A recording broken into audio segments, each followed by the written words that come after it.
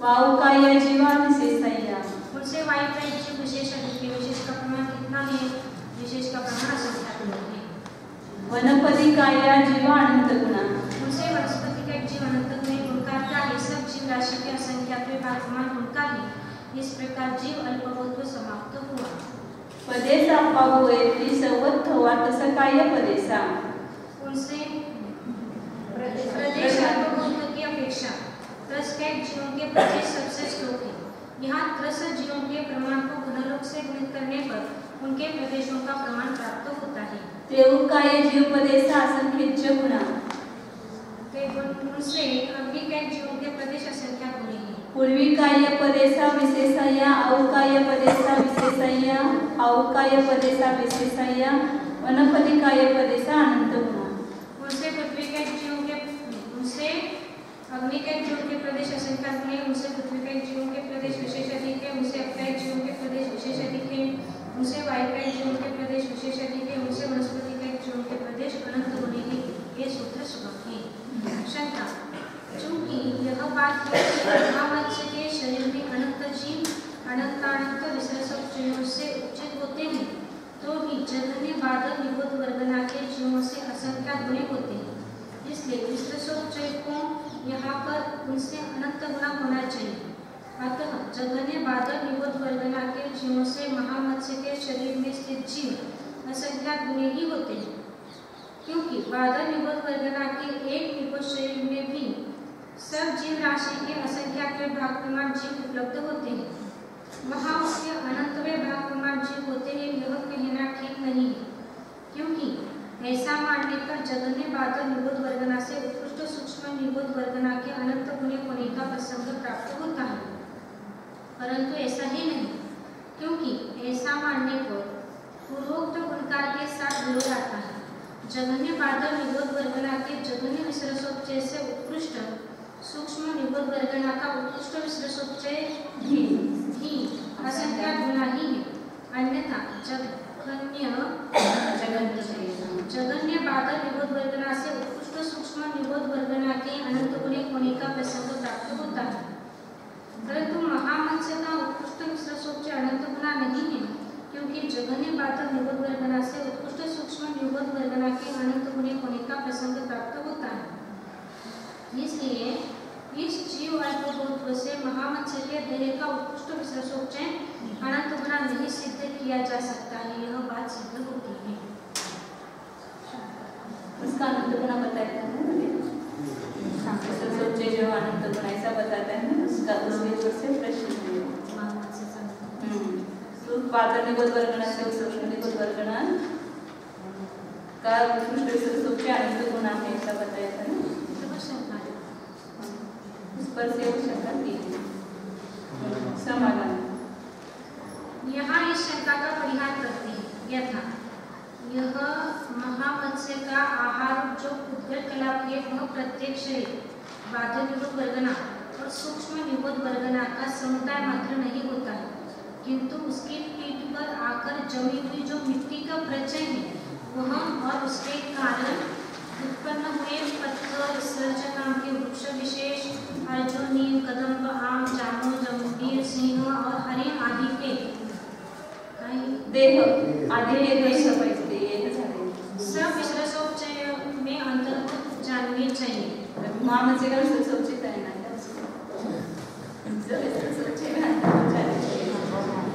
वहाँ मिट्टी आदि की उत्पत्ति प्रसिद्ध है, असिद्ध है, यह कहना यह कहना ठीक नहीं, क्योंकि शरीर के पानी में गिरे हुए पत्थरों का शिलारूप से परिणमन देखा जाता है, तथा शुक्ति पुट में गिरे हुए जल बिंदुओं का मुक्ताफल रूप से परिणमन उपलब्ध होता है। वहाँ पंचेंद्रिय समुष्टन जीवों की उत्पत्ति असिद्ध है, यह बात भी नहीं है, क्योंकि वर्षा काल के प्रारंभ में वर्षा के जल और पृथ्वी के संबंध से मेंढक, चूहा, मछली और कछुआ आदि की उत्पत्ति देखी जाती है।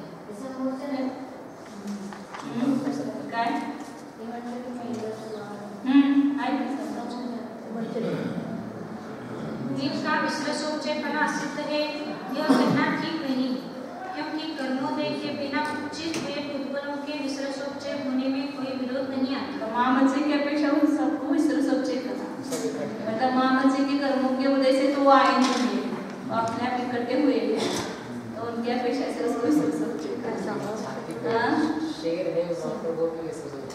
उनका वो शरीर का अपना औदारिक शरीर है, लेकिन इनका ये इनका महामत्स्य होना सिद्ध है, यह कहना भी ठीक नहीं है, क्योंकि मनुष्य के जठर में उत्पन्न हुई कृमि विशेष की भी मनुष्य सब अपने शरीर में जितने भी कृमि है सबको मनुष्य बोल देते हैं। इन सबके ग्रहण करने से उत्कृष्ट विसर्जक अनंत गुना है, यह बात सिद्ध होती है। अथवा औदारिक तेजस कार्बन परमाणु पुद्गलों के बंधक उनके कारण जो एक बंधनबद्ध विसर्जक से संज्ञा वाले पुद्गल हैं, उनका सचित्त वर्गनाओं में अंतर्भाव होता है, क्योंकि उनका जीव के साथ परस्पर में अनुगत बना देखा जाता है। परंतु उन सचित्त वर्गना संज्ञा वाले पुद्गलों के बंधन गुण के कारण जो पुद्गल वहां सम्मिलित होते हैं और जो शीशपाल में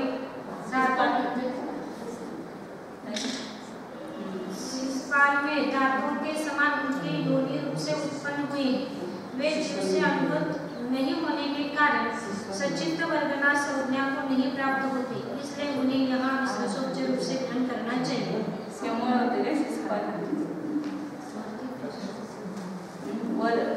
प्राकृतमध्ये काय शब्द आहे? शिशवालदंता। निर्जीव विसर्जकों का अस्तित्व सिद्ध है, यह कहना ठीक नहीं है, क्योंकि जीव रहित रुधिर, वसा, शुक्र, रस, कफ, पित्त, मूत्र, खनिज और मस्तक में से निकलने वाले चिकने द्रव विसर्जक उपलब्ध होते हैं।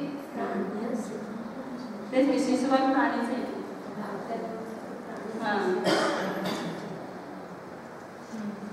दांतों की हड्डियों के समान सभी विसर्जक प्रत्यक्ष से निर्जीव ही होते हैं, यह कहना ठीक नहीं है, क्योंकि अनुभव के कारण आगम चक्षु के विषयभूत अनंत विसर्जक उपलब्ध होते हैं। महामत्स्य के देह में उत्पन्न हुए जिन निकायों को विषय करने वाले ये विसर्जक अनंत गुणे होते हैं, ऐसा यहाँ ग्रहण करना चाहिए। शंका, इस सबको ग्रहण किया इसलिए वो अनंत गुणे हुए, एक जीव के आश्रय से जो है वो अनंत गुणे नहीं हुआ, संख्या बोली।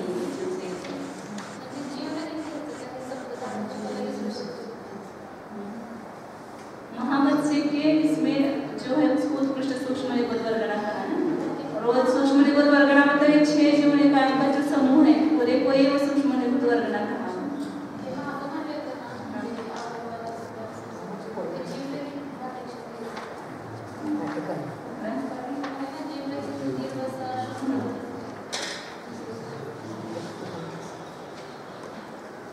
मतलब वो औदारिक शरीर नहीं है ऐसा, रुधिर, मांस, वसा जो भी है शरीर तो, लेकिन उसी से क्रम से बनता है, सप्त धातु परिणमन होकर के वो औदारिक शरीर होता है ना।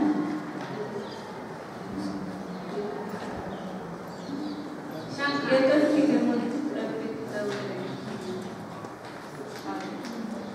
शंका, इस प्ररूपना का क्या फल है?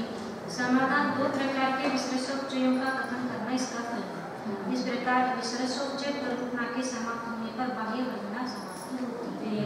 बाह्य वर्णनाचा वर्णन यहाँ 5 शरीरों का वर्णन यहाँ समाप्त हो गया। अब चूलिका है, एत्तो मुरेम गंतो चूलिया नाम, इससे आगे का ग्रंथ चूलिका है, क्योंकि इसमें पहले सूचित किए गए वाक्यों का विशेष रूप से कथन किया है। अब जहाँ एक जीव मरता है वहाँ अनंत जीवों का मरण होता है, और जहाँ एक जीव उत्पन्न होता है वहाँ अनंत जीवों का उत्पाद होता है। पहले कही गई इस गाथा के उत्तरार्ध के अर्थ में विशेषता दिखलाने के लिए आगे का सूत्र कहते हैं। जो निगोदो पडमदाय वक्कम मानो अनंता वक्कमंती जीवा, एय समयेन अनंतानंत सहारण जीवेन घेतून एक शरीरम होती, असंख्येचे लोकमित्त शरीराने घेतून एको निगोदा होती। प्रथम समय में जो निगोद उत्पन्न होता है उसके साथ अनंत जीव उत्पन्न होते हैं। यहाँ एक समय में अनंतानंत साधारण जीवों को ग्रहण कर एक शरीर होता है तथा असंख्यात लोकमान शरीरों का ग्रहण कर एक निगोद होता है। निगोद का अर्थ कुलवी लेना, पहले जो है ना निगोद मतलब कुलवी, एक कुलवी में असंख्यात लोक प्रमाण निगोद शरीर और एक शरीर में अनंतानंत साधारण जीव होते हैं। एकार्थ वाच्य शब्द एक अर्थ चाहिए। उनके भीतर जो शरीर रहते हैं और शरीर उनके भीतर जो अनंतानंत जीव रहते हैं, उन सभी की आधार में आधेय का उपचार होने से निबोध संज्ञा है। सूत्र में जो निबोध हो ऐसा कहने पर एक निबोध जो लेना चाहिए। इससे पुल्लियों और शरीरों का ग्रहण नहीं होता, क्योंकि वे अनंत नहीं है। पड़मदाय अर्थात उत्पत्ति की प्रथम अवस्था रूप से उत्पन्न होने वाला जो निबोध जीव है, उसके साथ अनंत जीव उत्पन्न होते हैं। एक निबोधी जीव कभी उत्पन्न होता नहीं है, एक साथ अनंत निबोधी जीव उत्पन्न होते हैं। एक समय अर्थात जिस समय में अनंत जीव उत्पन्न होते हैं, उसी समय में शरीर की और पुल्वी की उत्पत्ति होती है, क्योंकि इनके बिना अनंत जीवों की उत्पत्ति होने में विरोध है। कहीं पर पुल्वी की पहले भी उत्पत्ति होती है, क्योंकि वह अनेक शरीरों का आधार है। शंका, यह प्ररूपना क्या एक शरीर को आधार करके की जा रही है या एक पुल्वी को आधार करके की जा रही है? समाधान, पुलवी आहे आणि त्याच्या आधारानं निबोध शरीर उत्पन्न झालं। पुलवी आधार है ना, और निबोध जीव का शरीर जो है वो आगे है, तो पुलवी पहले से थी है, उसमें नया निबोध शरीर उत्पन्न हुआ। समाधान, दोनों को ही आधार करके यह प्ररूपना की जा रही है।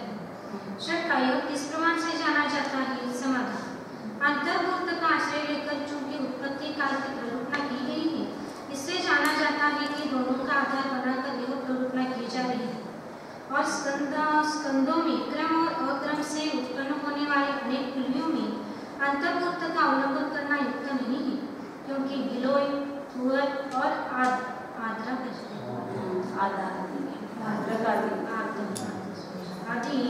बादल निबोध स्कंदों में पुल्लियों का अनेक काल तक अवस्थान देखा जाता है। म्हणजे पूर्वे वरवे निवडून आदमच्या द्वितीय समय असंख्येचे गुणहीना उत्तमंती।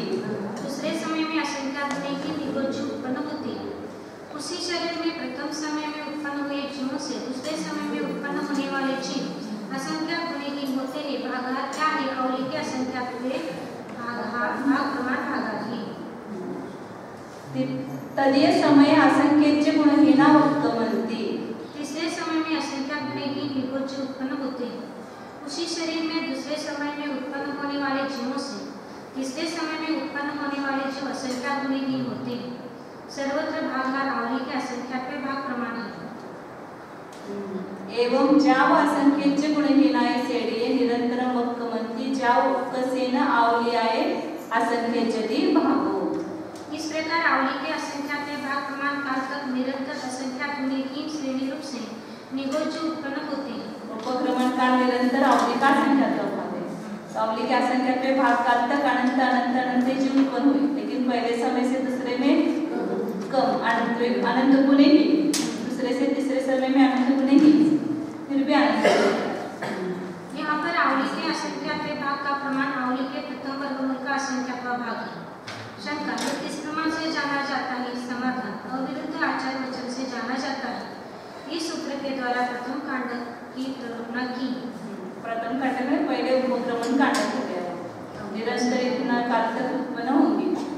तदो एकोवा दोवा तिन्नीवा समय अंतरम काउन निरंतरम वक्कमंती जाव कसेन आवलियाय असंख्येचति भागो। उसके बाद 1, 2 और 3 समय से लेकर आवली के असंख्य भाग प्रमाण काल का अंतर करके आवली के असंख्य भाग प्रमाण काल तक निरंतर निबोध जीव उत्पन्न होते हैं।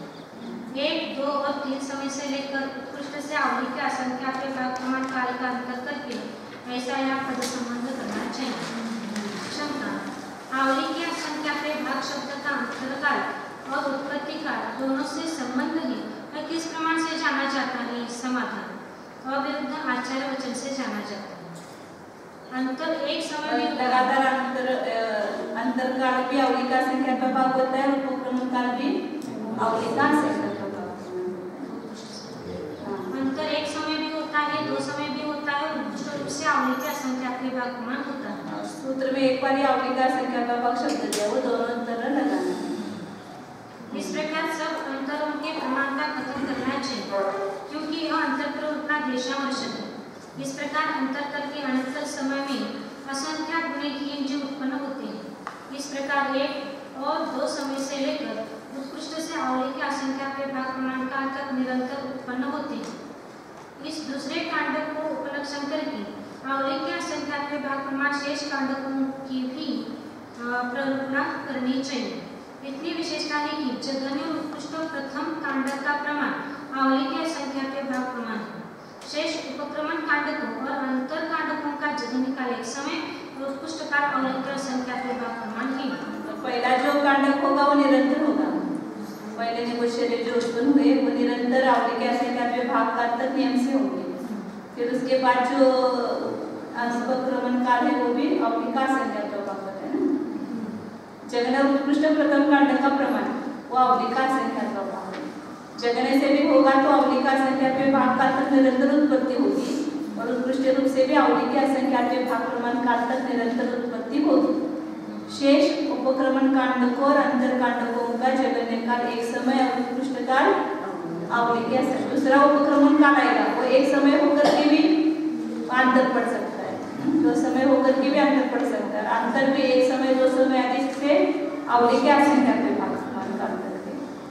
शंका अंतर एक आदि समय वाले हो क्योंकि उस विषय में 1, 2 और 3 इस प्रकार अंतर के प्रमाण की प्ररूपणा उपलब्ध होती है। उपक्रमण कांड एक समान वाला नहीं हो सकता क्योंकि इसके विषय में इस प्रकार की कोई प्ररूपणा नहीं उपलब्ध होती। समाधान नहीं, क्योंकि अंतर के विषय में कहे गए एक आदि समयों की उत्पत्ति सूत्र की अवयव रूप से प्रवृत्ति देखी जाती है। उत्पत्ति सूत्र की अवयव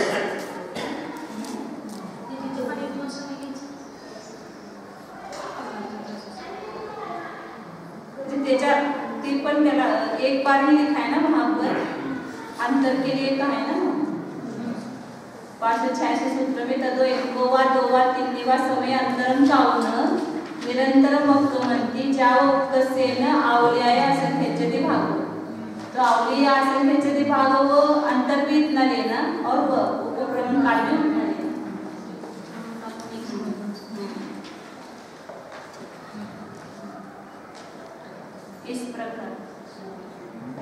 इस प्रकार इस सूत्र के द्वारा उत्पन्न होने वाले जीवों और उनके काल के अंतरों की प्ररूपणा की है। दवा निकोच शरीर में एक निकोच शरीर में अनंत जीव लगातार कितने काल तक उत्पन्न होंगे आवली के असंख्यात विभाग। फिर उसके बाद अंतर नियम से पड़ेगा तो जगन्य पे उत्कृष्ट पे आवली का असंख्यात विभाग होंगे। फिर अंतर कितना होगा, एक समय, दो समय, तीन समय या आवली का असंख्यात विभाग भी हो सकता है। तो आप इस उपक्रमण काल आएगा वो भी उपक्रमण काल एक समय, दो समय या आवली का असंख्यात विभाग। फिर अंतर आएगा, फिर उपक्रमण काल। इस प्रकार उपक्रमण काल कितने बनेंगे, आवली के असंख्यात विभाग। अब इसके द्वारा सूचित होने वाली प्रमाण श्रेणियों का कथन करेंगे। प्रथम समय में उत्पन्न होने वाले जीव कितने हैं, अनंत है। दूसरे समय में उत्पन्न होने वाले जीव कितने हैं, अनंत है। इस प्रकार उत्कृष्ट रूप से आवली के असंख्यात विभाग प्रमाण काल तक ले जाना चाहिए। उसके बाद 1 या 2 समय से लेकर उत्कृष्ट रूप से आवली के असंख्यात विभाग प्रमाण काल तक अंतर होता है। उसके अगले समय में अनंत जीव उत्पन्न होते हैं। इस प्रकार एक समय से लेकर आवली के असंख्यात विभाग प्रमाण काल तक जीव उत्पन्न होते हैं। इस प्रकार सांकर निरंतर क्रम से उत्कृष्ट काल के अंतिम समय के प्राप्त होने तक उत्पन्न होने वाले जीवों का प्रमाण कहना चाहिए तथा उपक्रमण काल का प्रमाण अंतर्मुक्त है क्योंकि उसके आगे उत्पत्ति संभव नहीं है। इस प्रकार प्रमाण प्ररूपणा समाप्त हुई। श्रेणी प्ररूपणा 2 प्रकार की है, अनंतरोपनिधान, परम्परोपनिधान। उनमें से अनंतरोपनिधान की अपेक्षा एक कुल्मी में या एक शरीर में प्रथम समय में बहुत जीव उत्पन्न होते हैं। दूसरे समय में जो जीव उत्पन्न होते हैं वे असंख्यात गुणहीन होते हैं। तीसरे समय में जो जीव उत्पन्न होते हैं वे असंख्यात गुणहीन होते हैं। इस प्रकार आवली के असंख्यात विभाग प्रमाण प्रथम कांड के अंतिम समय तक जानना चाहिए। उसके बाद आवली के असंख्यात विभाग प्रमाण काल का अंतर होता है।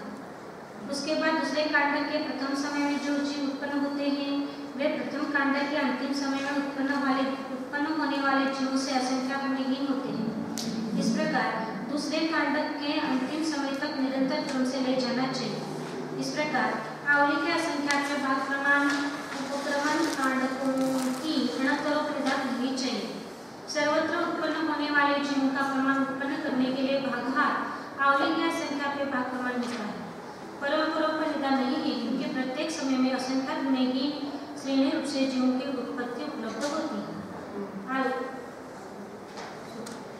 प्रत्येक समय में असंख्य गुणे ही है, इसलिए परम्पराओं पर निदान नहीं करता है। अप्पा बरोवम दुविधम अद्धा अप्पा बरोवम जेवा जीव अप्पा बरोवम जेव। अल्पभूत दो प्रकार का है, अद्धा अल्पभूत और जीव अल्पभूत। इस प्रकार अल्पभूत दो प्रकार का ही होता है क्योंकि तृतीय आदि का अभाव है। अद्धा अप्पा बरोवेति सवत्थव सांतर समय उपक्रमण कालो। अद्धा अल्पभूत की अपेक्षा सांतर समय में उपक्रमण काल सबसे श्लोक है। सांतर समय में उपक्रमण काल किसे कहते हैं? समाधान प्रथम उपक्रमण कांडक के काल को छोड़कर द्वितीय आदि उपक्रमण कांडकों के समस्त कार्यकलाप को सांतर समय में उपक्रमण काल कहते हैं। तो पहले देखो शरीर में जो उत्पत्ति का पहला कांडक है वो निरंतर कहेंगे, निरंतर काल, और फिर अंतर देकर जो उपक्रमण काल बनेगा उसको कहेंगे सांतर उपक्रमण काल। तो सभी सांतर उपक्रमण काल पहले उपक्रमण काल से भी कम है, ऐसा बताया।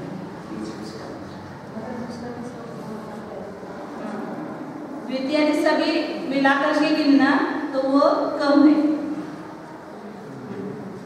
निरंतर समय उपक्रमण कालो असंख्येच्य गुण। निरंतर समय में उपक्रमण काल असंख्य गुना है। शंका निरंतर समय में उपक्रमण काल किसे कहते हैं? समाधान प्रथम उपक्रमण कांडक के काल को निरंतर समय में उपक्रमण काल कहते हैं क्योंकि वहाँ पर अंतर का अभाव। उनका क्या है? आवली के असंख्यात्मक भागमान उनका है।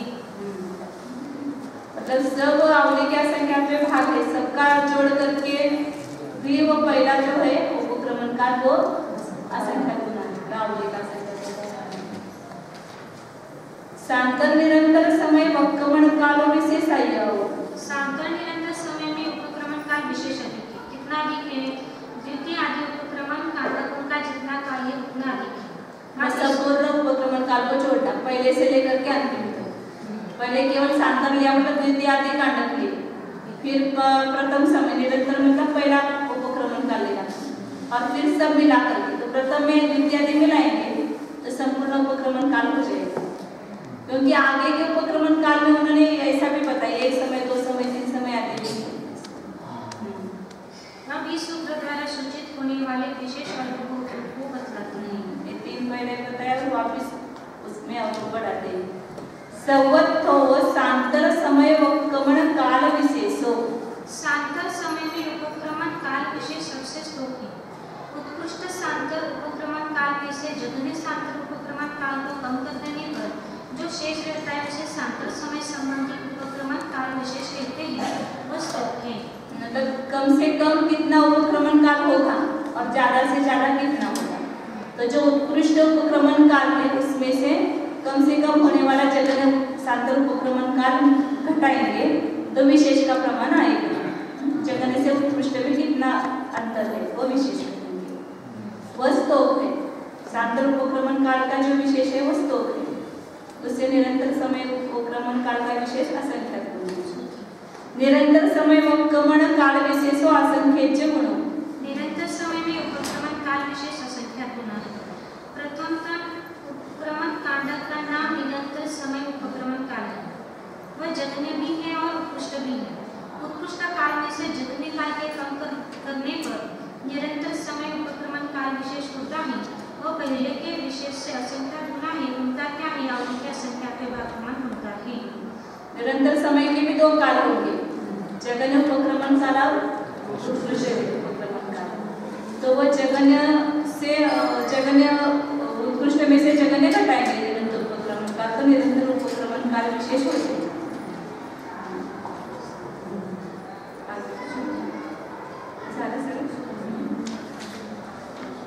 सांतर निरंतर उपक्रमण काल विशेषो विशेषाय।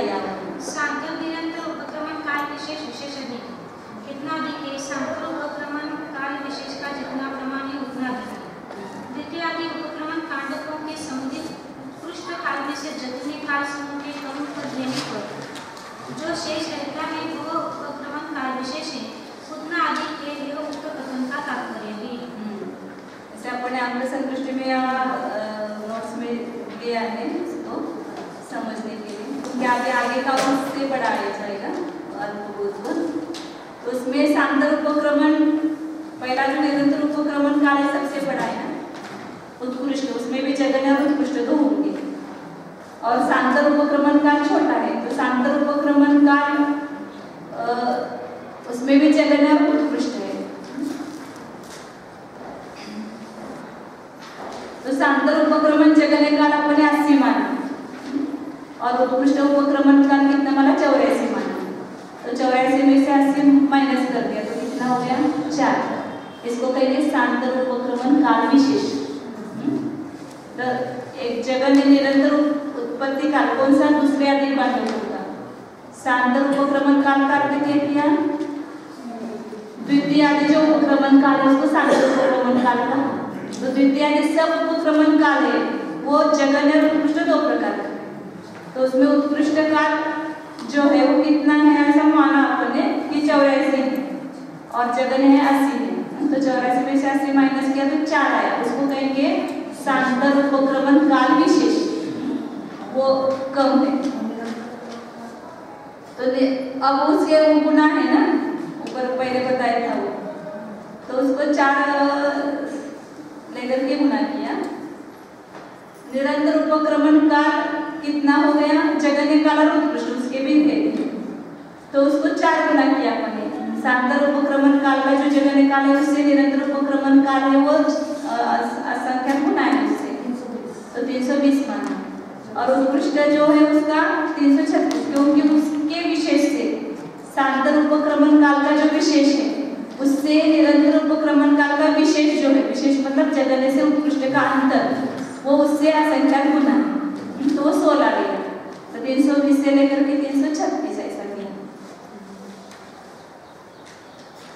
ऐसा वो अभी आगे बढ़ाएगा ना तो तब जल्दी समझ में नहीं आता, इसलिए उसको लिया है अंक संतुष्टि से, इसको बोर्ड पर लिखे हैं समझ। इतना पढ़ते हैं कौन से चल रहा है ना, दूसरा बोलते चल रहे हैं उत्कृष्ट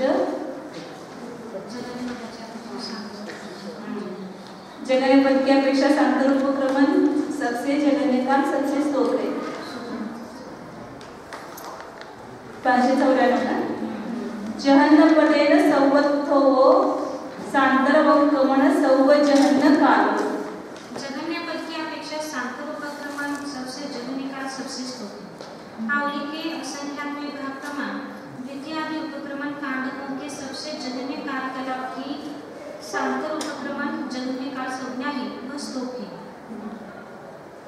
उक्कस पदेन हे ताई तिसरे तात्पुरते सुरू झाले ना, जगन्य उक्कस पदेन उक्कस व सांतर समय व उपक्रमण काल विशेषाय। उत्कृष्ट पद की अपेक्षा उत्कृष्ट सांतर समय उपक्रमण काल विशेष अधिक है। आवली के असंख्यात भाग प्रमाण द्वितीय आदि उपक्रमण कांडकों के उत्कृष्ट काल कलाप की उत्कृष्ट सांतर उपक्रमण काल संज्ञा है वह विशेष अधिक है। कितना अधिक है, आवली के असंख्यात भाग प्रमाण अधिक है। जहन्न पदेन जहन्न व निरंतर उपक्रमण काल असंख्य गुण। जघन्य पद की अपेक्षा जघन्य निरंतर उपक्रमण काल असंख्य गुना है। प्रथम उपक्रमण कांडक काल जघन्य भी है और उत्कृष्ट भी है। उसमें जो जघन्य निरंतर उपक्रमण काल है वो असंख्य गुना है। उनका क्या है, आवली के असंख्यात भाग प्रमाण होता है। उक्कस पदेन उक्कस व निरंतर उपक्रमण काल विशेषाय। उत्कृष्ट पद की अपेक्षा निरंतर उपक्रमण काल विशेष अधिक है। कितना अधिक है, आवली के असंख्यात भाग प्रमाण अधिक है। जहन्न पदेन सांतर निरंतर उपक्रमण सव जहन्न काल विशेषाय। जघन्य पद की अपेक्षा सांतर निरंतर उपक्रमण सबसे जघन्य काल विशेष अधिक है। कितना अधिक है, निरंतर उपक्रमण काल विशेष से ही जघन्य सांतर उपक्रमण काल का जितना प्रमाण है उतना अधिक है और वह विशेष आवली के असंख्यात भाग प्रमाण है। उक्कस पदेन सांतर निरंतर उपक्रमण काल विशेषाय। उत्कृष्ट पद की अपेक्षा सांतर निरंतर उपक्रमण काल विशेष अधिक है। कितना अधिक है, उत्कृष्ट उपक्रमण कालों में से जघन्य उपक्रमण काल के कम करने पर जो शेष है लिखें। थोड़ा दिखाते तो सबको आइडिया है। पहला उपक्रमण काल तो लगातार कितना है, आवली का असंख्य तोहफा। तो ये दो प्रकार का है, एक जगन्य और कभी मतलब इतने काल तक हो सकता है, कभी इतने काल तक हो सकता है। तो ये जगन्य काल आपने कितना माना, निरंतर उपक्रमण काल जो है वो आगे के सभी उपक्रमण कालों से क्या है, बड़ा है, हाँ संख्या गुना है। तो यहाँ पर ये अपने जैसे 80 माना, नहीं इसको 80 माना और इसको 84 माना, और यहाँ आगे जो है अंतर देख करके फिर चालू होती है। ये दूसरा उपक्रमण काल हुआ, फिर अंतर देख के तीसरा उपक्रमण, फिर अंतर देख के चौथा। इस प्रकार आवली की संख्या पे भाग प्रमाण उपक्रमण काल होते हैं। उन सबको जोड़ेंगे तो उस वो भी जगन ऐसा लेंगे तो सब सांतर उपक्रमण काल हो जाएंगे। तो वह क्या है, अपन ने माना यहाँ पर नहीं, वो उल्टा हो गया। ये एक सब है ना, ये इसको अपन ने 80 माना, ये सांतर जगन उपक्रमण काल, और ये थोड़े बड़े लेना। तो उत्कृष्ट लेख की अपेक्षा से सब लेंगे तो कितने होंगे, 84 ऐसा माना। आवली का संख्या का भाग 4 माना। अब ये द्वितीयादि उपक्रमण कालों से जो पहला उपक्रमण काल सांतर उपक्रमण काल है जगन्य, वो असंख्यात गुना है, निरंतर उपक्रमण काल। इसको 300, इसको 4 गुना किया तो 320 हो, और इससे ये अधिक है तो 336 माना है। तो अब इसमें इन दोनों में जो 84 उत्कृष्ट सांतर उपक्रमण काल है, सांतर उपक्रमण काल कितना है, 84, उसको जगन्य सांतर उपक्रमण काल माइनस करेंगे तो कितना है, 4 है। इसको कहेंगे सांतर उपक्रमण काल विशेष। इसको क्या कहेंगे, इन दोनों में जो अंतर है उसको कहेंगे विशेष। सांतर उपक्रमण कालों में जो अंतर है उसको कहेंगे उपक्रमण काल विशेष, और इन दोनों में जो अंतर है उसको कहेंगे निरंतर उपक्रमण काल विशेष। वो कितना है, 336 में से 320 माइनस करेंगे तो ये जो दोनों के बीच का अंतर है, तो इससे भी ये असंख्यात गुना है, असंख्यात गुना ही तो यहाँ पर पहले आपको तो बताते समय क्या बताया कि पहले बताया था वो सांतर उपक्रमण काल विशेष कम है, फिर निरंतर उपक्रमण काल विशेष उससे गुना है, और फिर सांतर निरंतर उपक्रमण काल विशेष दोनों मिलाकर के लेंगे।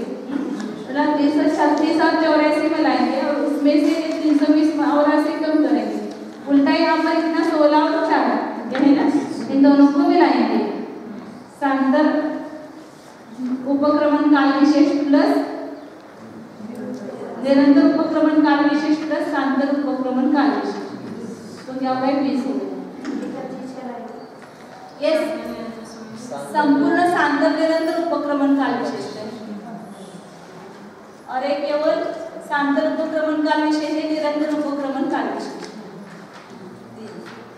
अब जो अभी जो आपको तो पता है ना, पहला कौन सा पद लिया था, सांतर उपक्रमण जगन्य काल, ऐसे लिया, फिर निरंतर सांतर उत्कृष्ट उपक्रमण काल विशेष, फिर निरंतर जगन्य उपक्रमण काल विशेष, फिर उत्कृष्ट उपक्रमण विशेष ने उपक्रमण काल लिया।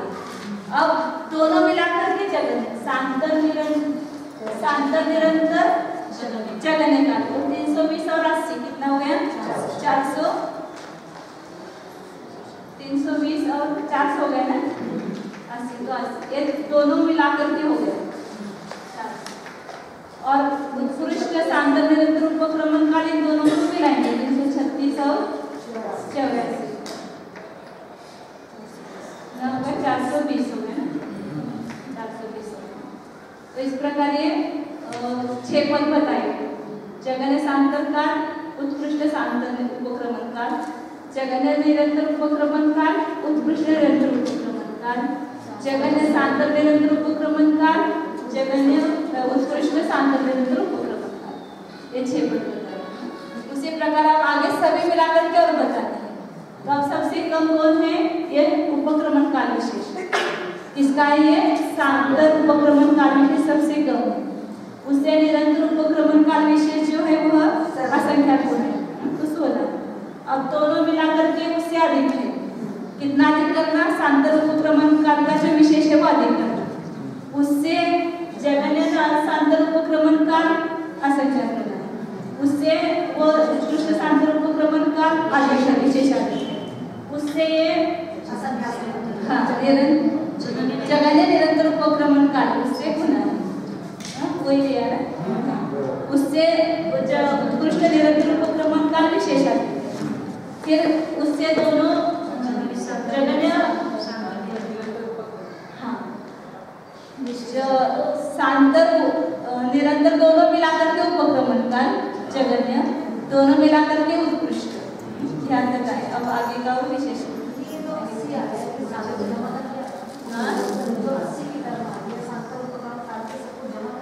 हाँ सर, सब कांडों के मिलाकर जमा करते हैं। उसके मध्यम के भी भेद हो जाएंगे, लेकिन जगन्य और उत्कृष्ट इतना दो ही बताते हैं ना।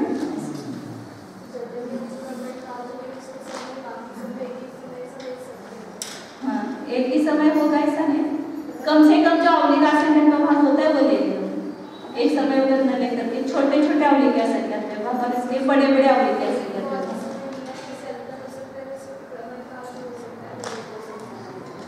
जगन्य से एक समय बढ़ाते हैं तो कृष्ण तक पहुंचे तो ऐसे भेद ले सकते हैं। मध्यम के ले सकते, लेकिन जगन्य सबसे कौन सा आएगा? वो कहना कि एक ही समय सबका गिनना, ऐसा हो सकता है। लेकिन ऐसा हो सकता है क्या? नहीं पता नहीं। वो बोल रहे कि एक ही समय मतलब जगन्य उपक्रमण काल कौन सा होगा? दूसरा दिन जो उपक्रमण काल है उसमें सबका एक ही समय ले लो तो जगन्य उपक्रमण पता नहीं। अभी अपने को जो बताया वो सब मिला करके अवली का संख्या का भाग तो होना ही चाहिए। आगे इतना पढ़ो, फिर आगे और नया जोड़ेंगे उसमें।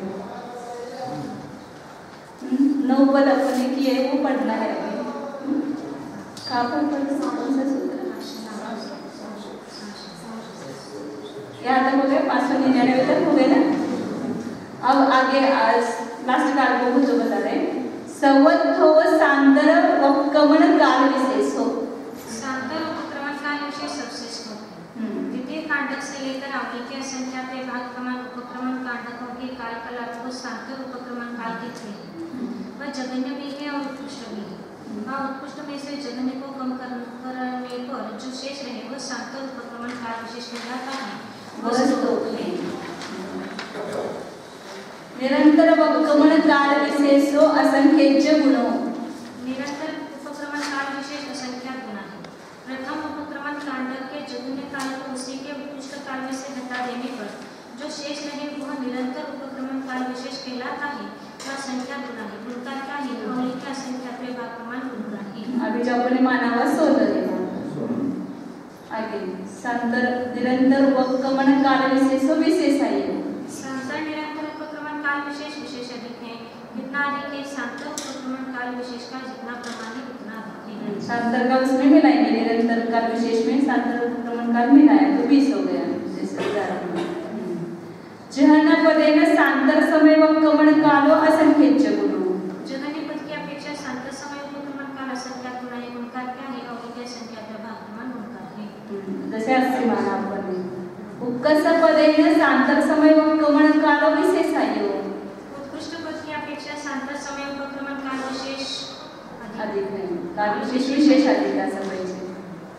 काल विशेष विशेष अधिक कितना अधिक है? सांतर उपक्रमण काल विशेष का जितना प्रमाण है उतना अधिक। नाही तसं लावायचं आहे ते।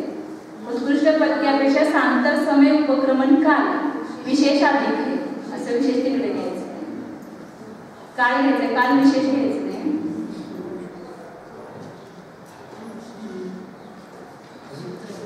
कितना अधिक है? सांतर उपक्रमण काल विशेष का जितना प्रमाण है उतना अधिक है।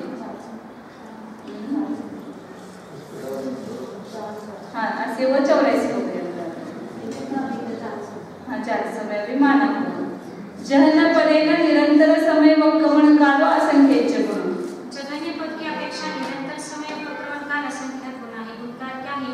असंख्यात विभाग क्रमांक होता हाँ उक्कस पदेन निरंतर समय उपक्रमण काल विशेषाय उत्कृष्ट पद की अपेक्षा निरंतर समय उपक्रमण काल विशेष अधिक है काल असं पाहिजे निरंतर समय उपक्रमण काल विशेष अधिक है कितना अधिक है निरंतर उपक्रमण काल विशेष का जितना प्रमाण है उतना अधिक है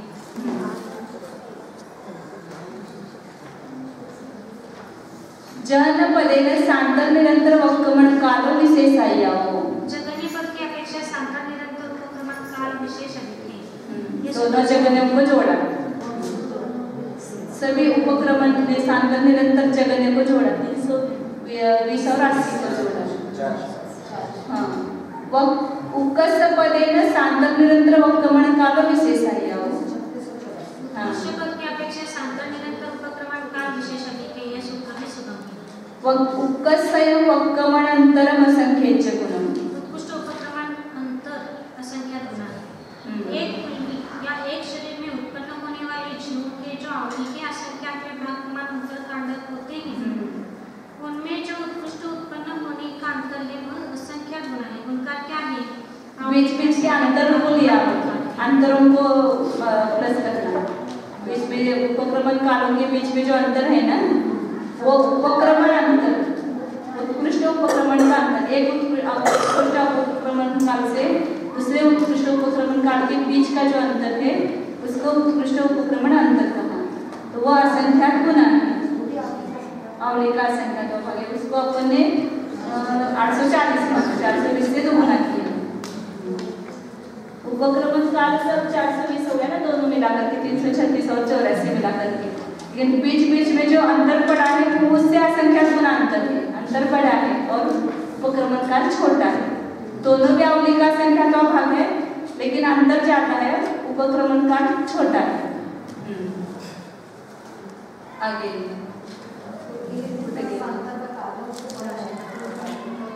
उपक्रमण अंतर का बड़ा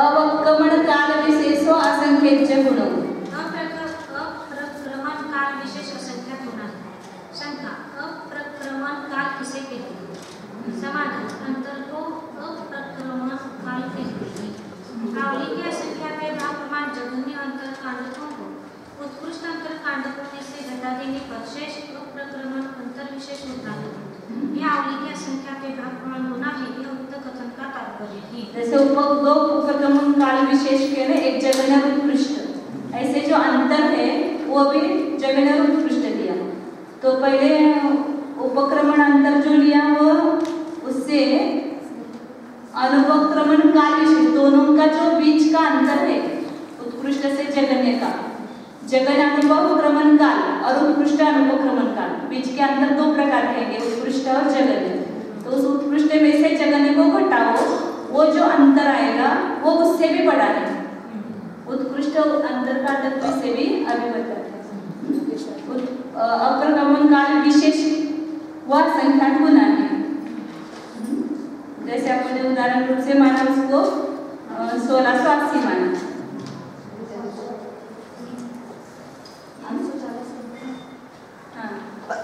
अभी यहाँ से उससे वो असंख्यात गुना इसलिए 1680 लिया लेकिन उपक्रमण अंतर उत्कृष्ट कितना लिया 840 लिया और जगन्य कितना लिया जगन्य 3400 लिया उत्कृष्ट उपक्रमण अंतर कभी आ चुका है तो उसका विशेष कम कैसे ज़्यादा कैसे क्योंकि उत्कृष्ट में जगन्य मानस करेंगे तो वो कम हो जाएगा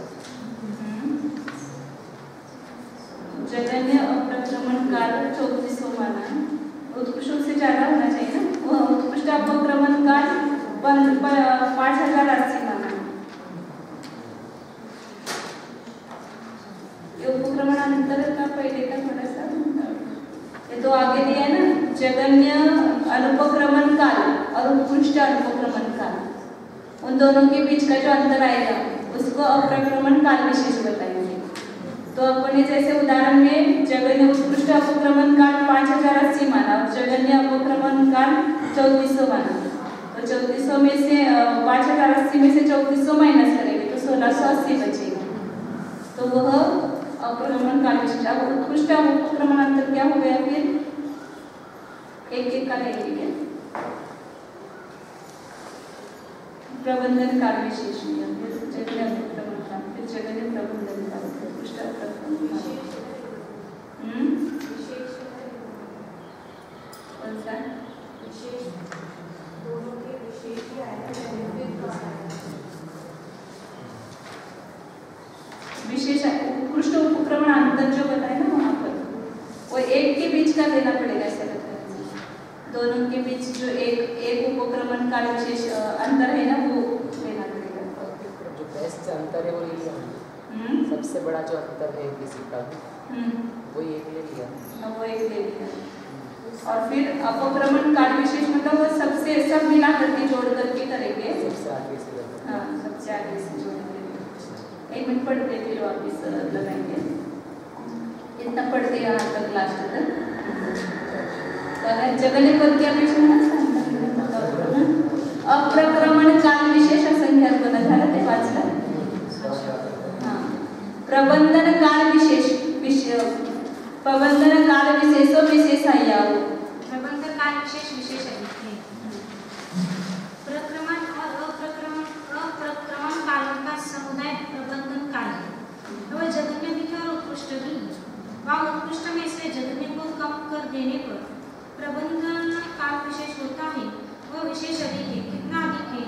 उत्कृष्ट प्रक्रमण काल में से जगन्य प्रक्रमण काल को घटा देने पर जो शेष रहे उतना अधिक है। वह अवली के असंख्यात्वे भाग प्रमाण अधिक है। यह उक्त कथन का तात्पर्य है। जनपदेन जघन्य अवक्रमण काल असंख्यच्य गुण।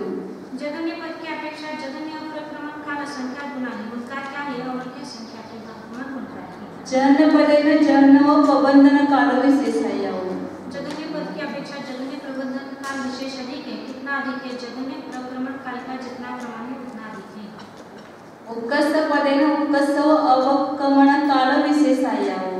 उत्कृष्ट पद की अपेक्षा उत्कृष्ट अप्रक्रमण काल विशेष अधिक है। विशेष का प्रमाण कितना है? जगन्य उपक्रमण काल से न्यून अप्रक्रमण काल विशेष का जितना प्रमाण है उतना विशेष का प्रमाण है।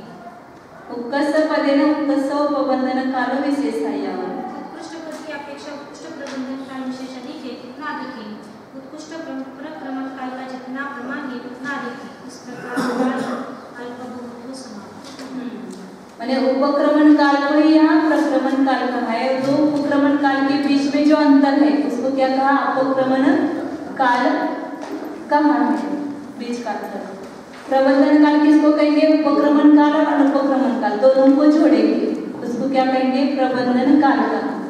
और अप्रक्रमण काल विशेष मतलब जो उत्कृष्ट अंतरकांडक है उसमें से जगन्य अंतरकांडक को माइनस करेंगे। तो सबसे उत्कृष्ट अंतरकांडक का प्रमाण क्या है? अपने माना है वो 5080 माना और 2400 जगन्य अंतरकांडक माना। तो दोनों के विशेष कितना हो गया? 1680 हो गया। और जगन्य अप्रक्रमण काल 3400 माना। उत्कृष्ट अप्रक्रमण वो मान हो गया। जगन्य प्रबंधन काल मतलब जगन्य प्रक्रमण काल और जगन्य अप्रक्रमण काल दोनों को मिला करके क्या कहेंगे? जगन्य प्रबंधन काल कहेंगे। उत्कृष्ट प्रबंधन काल किसको कहेंगे? उत्कृष्ट प्रक्रमण काल और उत्कृष्ट अप्रक्रमण काल दोनों को मिला करके 420 और 5080 5500 हो गया। प्रबंधन काल विशेष मतलब उत्कृष्ट प्रबंधन काल माइनस जगन्य प्रबंधन काल बताते हैं। हाँ वो दोनों बताती हूँ, लेकिन वो बीच का एक ही रह गया। कौन सा अंतर बताया? उत्कृष्ट अंतर।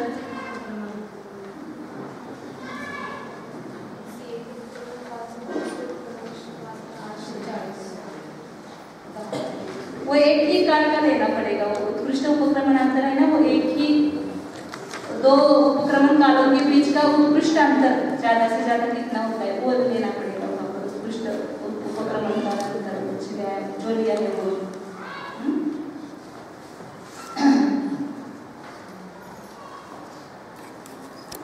ये निरंतर उपक्रमण काल 320 है जगन्य, और ये बीच में अंतर पढ़ करके जो आए वो कितने हैं? 80 ऐसे माना। तो ये जगन्य उपक्रमण काल और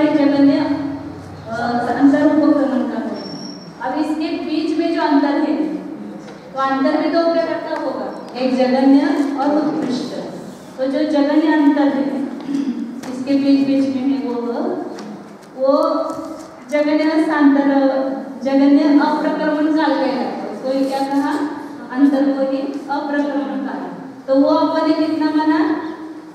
1600 नहीं, वो 3400 माना। या बीच बीच में जो अंतर पड़ रहा है वो सब मिलाकर सब अंतरों को मिलाएंगे तो अंतर कितना माना? वो 3400 माना। और यहाँ उत्कृष्ट अंतर लेंगे बीच बीच में। उत्कृष्ट काल के अंतर बीच में उत्कृष्ट अंतर ऐसा नहीं, जगन्य काल के बीच में उत्कृष्ट अंतर हो सकता है क्योंकि वहां तो उल्टा अंतर ज्यादा वहां मिलेगा। जहाँ जगन्य उपक्रमण काल होगा ना वह उत्कृष्ट अंतर ज्यादा मिलेगा। तो जो बीच में अंतर पड़ रहा है ये दो प्रकार के माने, जगन्य और जगन्य। इसको क्या कहा? अप्रक्रमण काल का। और जो ज्यादा से ज्यादा अंतर पड़ सकता है उतना ज्यादा अंतर लेकर के करेंगे तो उसको क्या कहा? उत्कृष्ट अप्रक्रमण काल। उसको अपन ने 5080 माना। अब इसमें से घटाओ, उत्कृष्ट में से जगन्य घटाओ तो उसको क्या कहेंगे? अप्रक्रमण काल विशेष कहेंगे, जैसे 1680। तो जो उत्कृष्ट अंतर यहाँ बीच में दोनों के बीच में जो उत्कृष्ट अंतर पड़ सकता है उसको पहले लिया उत्कृष्ट अंतर, तो वो आपने 840 माना उसको। इस 420 से उसको यहाँ 420 आया था ना, इससे वो असंख्य होना है इन दोनों के बीच का अंतर। ये सभी मिलाकर के जितने उत्कृष्ट उपक्रमण काल निरंतर और सांतर दोनों मिलाकर के है उससे भी एक उत्कृष्ट अंतर जो है वो असंख्यात होना है। इसलिए इससे ये असंख्यात होना हुआ है एक उत्कृष्ट अंतर। और इससे भी क्या है? इन जगन्य अंतर काल और उत्कृष्ट अंतर काल के बीच में जो अंतर है 1680 वो एक उत्कृष्ट अंतर काल से भी असंख्यात होना है, इसलिए वो 1680 माना। उससे जो जगन्य सभी उपक्रमण काल है 1680 से जगन्य अनुपक्रमण काल सब जो है वो कितने हैं? जैसे 3400 माना, जगन्य अंतर लिया सभी में, बीच के बीच का अंतर जगन्य लिया नहीं, सब मिलाकर के अपने 2400 माना है। तो वो उससे भी वो दोनों के बीच में जो अंतर है उससे भी खाली जगन्य उपक्रमण काल सब जोड़कर अनुपक्रमण काल जोड़ करके जो आया हुआ भी है प्रमाण वो 3400 माना, तो वो उससे भी असंख्यात होना है। और उससे प्रबंधन काल लिया ना, प्रबंधन काल किसको कहेंगे? दोनों को जोड़ेंगे। अब जगन्य प्रबंधन काल लिया ना पहले,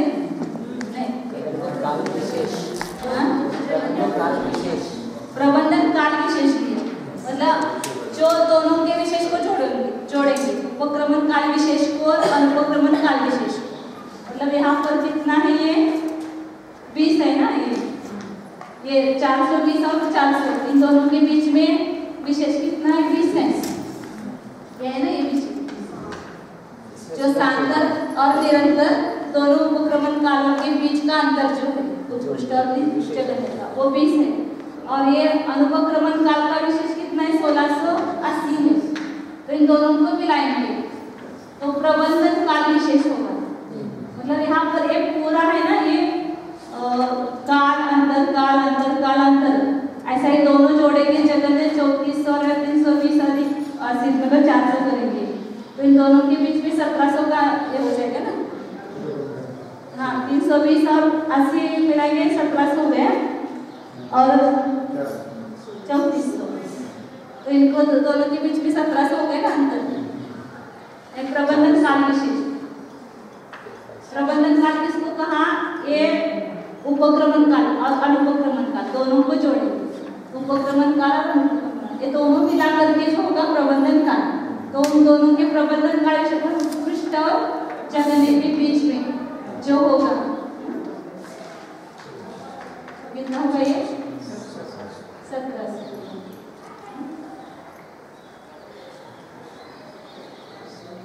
मतलब उत्कृष्ट उपक्रमण काल उत्कृष्ट अनुपक्रमण काल इन दोनों को जोड़ेंगे, एक उत्कृष्ट प्रबंधन काल हुआ। तो यहाँ पर उत्कृष्ट कितना है? ये 5080 उत्कृष्ट अनुपक्रमण काल। और उत्कृष्ट उपक्रमण काल कितना है? 420। तो दोनों मिलाकर के कितना हो गया 55। और वो कितना हो गया 3400 और 400 बराबर है ना 3800। तो दोनों में अंतर कितना हो गया 1700 हो गया। प्रबंधन काल, उत्कृष्ट प्रबंधन काल और जघन्य प्रबंधन काल। उत्कृष्ट प्रबंधन काल किसको कहेंगे? उत्कृष्ट उपक्रमण काल और अनुपक्रमण काल दोनों को मिलाएंगे। तो उत्कृष्ट उपक्रमण काल आपने कितना माना 420 हो गया और उत्कृष्ट अनुपक्रमण कितना माना 5080। तो दोनों को जोड़ा तो क्या हो गया 5500 उत्कृष्ट प्रबंधन काल हो गया। और जघन्य उपक्रमण काल और जघन्य अनुपक्रमण काल दोनों को जोड़ा तो जघन्य क्या हो गया प्रबंधन काल हो गया। तो इसमें से माइनस किया तो ये प्रबंधन काल विशेष आ गया, दोनों का आंसर आ गया। तो इस अनुपक्रमण काल विशेष से प्रबंधन काल विशेष जो है अधिक 1700 हो गया 1680 से।